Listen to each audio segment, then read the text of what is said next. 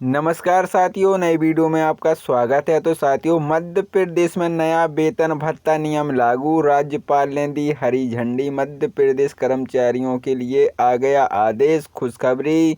तो साथियों, इससे पहले आप चैनल पर पहली बार आए हैं तो चैनल को सब्सक्राइब जरूर करें ताकि आपके लिए नए नए अपडेट मिलते रहें। स्वागत है। तो साथियों, हाई कोर्ट के पदोन्नति में आरक्षण नियम को निरस्त करने के आदेश के बाद से मध्य प्रदेश में 9 वर्षों से पदोन्नति बंद है। सुप्रीम कोर्ट ने स्थिति बनाए रखने की व्यवस्था दी है। कर्मचारियों की नाराजगी को देखते हुए सरकार ने नए नियम का प्रारूप बनाया है और मंत्री समूह का गठन भी किया है। अब तक कोई भी रास्ता नहीं निकला है। अब सरकार नए विकल्प पर विचार कर रही है। इसमें समयमान वेतनमान को आधार बनाया जा सकता है।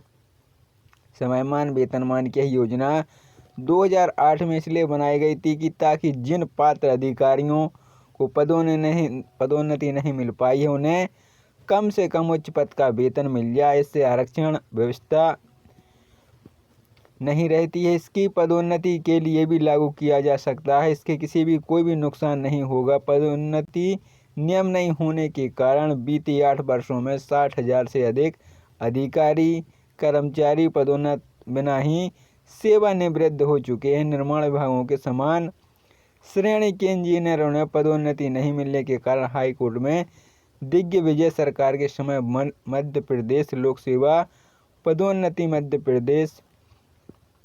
सेवा पदोन्नति नियम 2002 को चुनौती दी थी। लंबे सुनवाई के बाद मई 2016 में ये नियम निरस्त कर दिए हुए पदोन्नति में आरक्षण के प्रावधान समाप्त कर दिए गए। सरकार ने सुप्रीम कोर्ट में इसे चुनौती दी। यहाँ याचिका अभी भी विचाराधीन है। इस बीच कर्मचारी आंदोलन हुए तो सरकार ने सुप्रीम कोर्ट में वरिष्ठ अधिवक्ता मनोज गोरखोल को नए नियम प्रारूप बनाने का दायित्व दिया। उन्होंने सभी पहलुओं पर विचार कर प्रारूप दे दिया, लेकिन सरकार ने कोई निर्णय नहीं लिया। विधानसभा चुनाव में 4 बार मिला है समयमान। प्रदेश में समयमान वेतनमान योजना लागू, उसमें 4 वेतनमान दिए जाते हैं। प्रथम द्वितीय श्रेणी के अधिकारी और 8, 24 और 34 वर्ग की सेवा पूरी होने पर समयमान वेतनमान मिलता है। इसी तरह तृतीय और चतुर्थ श्रेणी के कर्मचारियों को 10 और 20 और 30 और 35 वर्ष की सेवा पूरी होने पर समयमान वेतनमान दिया जाता है।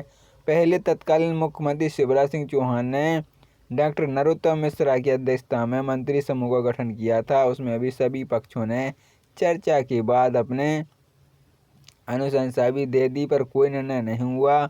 अब सरकार ने इस मुद्दे का स्थायी समाधान खोजने के लिए विकल्प पर काम प्रारंभ कर दिया है। समयमान वेतनमान योजना को पदोन्नति का आधार बनाने पर विचार किया जा रहा है। सेवा में एक निश्चित अवधि पूरी होने पदोन्नति की पात्रता में आने पर समयमान वेतनमान दे दिया जाता है। विभागीय अधिकारियों का कहना है कि सेवा में आने के समय और गोपनीय चरित्रावली के आधार पर समयमान वेतनमान मिलता है। पदोन्नति के लिए समय समय पर वेतनमान का फार्मूला लागू कर सकती है सरकार। 60,000 से अधिक अधिकारी कर्मचारी पदोन्नति हो चुके हैं। सेवानिवृत्त के पदोन्नति में आरक्षण नियम को निरस्त करने के आदेश के बाद से मध्य प्रदेश में 9 वर्षों से पदोन्नति बंद है। सुप्रीम कोर्ट ने स्थिति बनाए रखने की व्यवस्था दी है। कर्मचारियों की नाराजगी को देखते हुए सरकार ने नए नियम का प्रारूप बनाया है और मंत्री समूह का गठन भी किया है। अब तक कोई भी रास्ता नहीं निकला है। अब सरकार नए विकल्प पर विचार कर रही है। इसमें समयमान वेतनमान को आधार बनाया जा सकता है। समयमान वेतनमान की योजना 2008 में इसलिए बनाई गई थी कि ताकि जिन पात्र अधिकारियों को पदोन्नति नहीं मिल पाई है उन्हें कम से कम उच्च पद का वेतन मिल जाए। इससे आरक्षण व्यवस्था नहीं रहती है। इसकी पदोन्नति के लिए भी लागू किया जा सकता है। इसके कोई भी नुकसान नहीं होगा। पदोन्नति नियम नहीं होने के कारण बीते 8 वर्षों में 60,000 से अधिक अधिकारी कर्मचारी पदोन्नत बिना ही सेवानिवृत्त हो चुके हैं। निर्माण विभागों के समान श्रेणी के इंजीनियरों ने पदोन्नति नहीं मिलने के कारण हाई कोर्ट में दिग्विजय सरकार के समय मध्य प्रदेश लोक सेवा पदोन्नति नियम 2002 को चुनौती दी थी। लंबे सुनवाई के बाद मई 2016 में ये नियम निरस्त कर दिए हुए।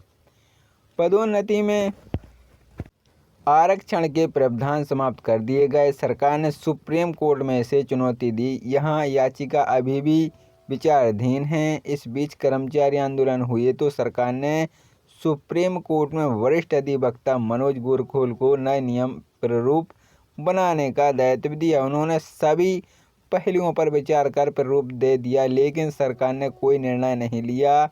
विधानसभा चुनाव में 4 बार मिला है समयमान।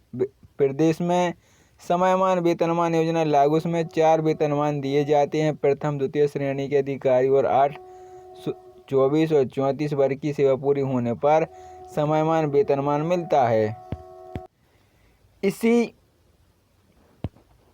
इसी तरह तृतीय और चतुर्थ श्रेणी के कर्मचारियों को 10 और 20 और 30 और 35 वर्ग की सेवा पूरी होने पर समयमान वेतनमान दिया जाता है। पहले तत्कालीन मुख्यमंत्री शिवराज सिंह चौहान ने डॉक्टर नरोत्तम मिश्रा की अध्यक्षता में मंत्री समूह का गठन किया था। उसमें अभी सभी पक्षों ने चर्चा के बाद अपने अनुशंसा भी दे दी, पर कोई निर्णय नहीं हुआ। अब सरकार ने इस मुद्दे का स्थायी समाधान खोजने के लिए विकल्प पर काम प्रारंभ कर दिया है। समयमान वेतनमान योजना को पदोन्नति का आधार बनाने पर विचार किया जा रहा है। सेवा में एक निश्चित अवधि पूरी होने, पदोन्नति की पात्रता में आने पर समयमान वेतनमान दे दिया जाता है।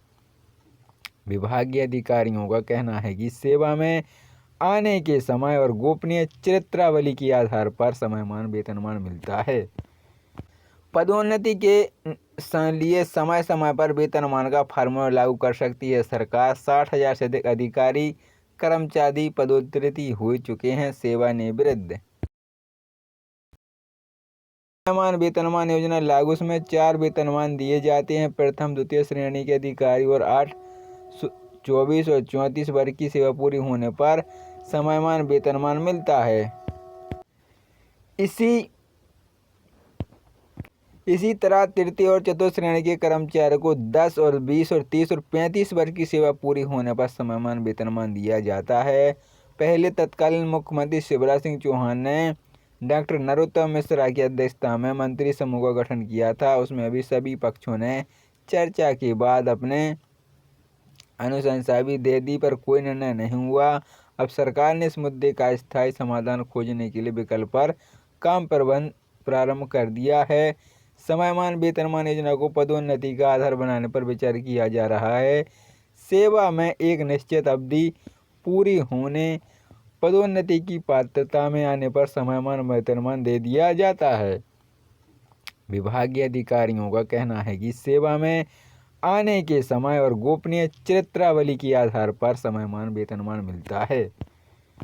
पदोन्नति के लिए समय समय पर वेतनमान का फार्मूला लागू कर सकती है सरकार। 60,000 से अधिक अधिकारी कर्मचारी पदोन्नति हो चुके हैं सेवानिवृत्त।